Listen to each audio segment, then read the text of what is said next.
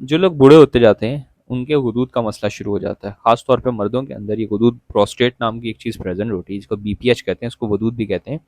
इसके अंदर होता क्या है कि पेशाब की नाली के अंदर प्रेशर आ रहा होता है, और ये प्रेशर कैसे एक हर्निया करवा सकता है, आज हम इस बारे में बात करेंगे। मेरा नाम है डॉक्टर उमर और आप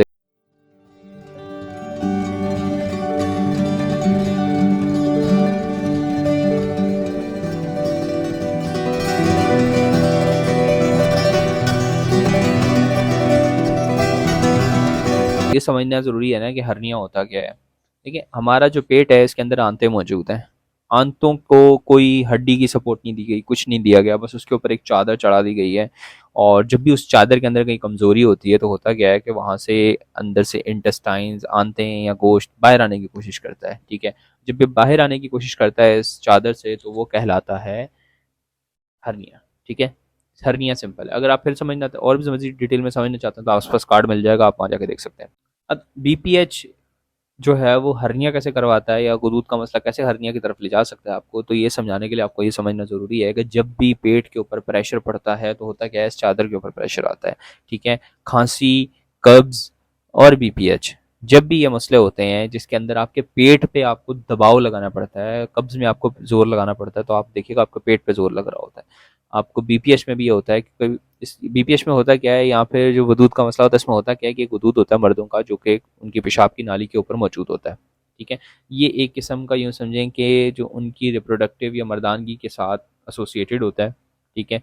लेकिन जैसे जैसे उनकी उम्र गुजरती जाती है ये सूजना शुरू हो जाता है, और आमतौर पर सूजने की वजह से जो पेशाब की नाली होती है उसको दबा देता है, और उसकी वजह से पेशाब सही तरीके से बाहर नहीं आ रहा होता। मुख्तलिफ किस्म के मसले होते हैं, पेशाब रुक जाता है, पेशाब सही तरीके से निकलता नहीं है, रात को बार बार उठना पड़ता है, दिन में बार बार जाना पड़ता है, पूरी तरीके से पेशाब निकल नहीं पा रहा होता। खैर बड़े मसले होते हैं इसके वजूद के, मैंने पूरे समझाए में, आपको आसपास कार्ड में मिल जाएगा, आप जाके देख सकते हैं कि बीपीएच का या वजूद का मसला क्या होता है, ठीक है। तो इसी तरह जब आपको वजूद के मसले के साथ पेट पे जोर लगा के पेशाब करने की कोशिश करता है इंसान, तो होता क्या है कि उसकी जो चादर होती है या जो एब्डोमेन होता है उससे मसला शुरू हो जाता है, और उसकी वजह से क्या होता है, वो चादर अल्टीमेटली उस पर जोर लगा के कहीं ना कहीं से वीक हो जाती है, और फिर वो हर्निया की तरफ चली जाती है। यानी कि जब भी चादर कमज़ोर होगी, अंदर से आंतें बाहर आने की कोशिश करेंगी, वो अल्टीमेटली होता क्या है कि वो जो है वो हर्निया की तरफ चला जाता है, मरीज़ उसको हर्निया हो जाता है, ठीक है ना।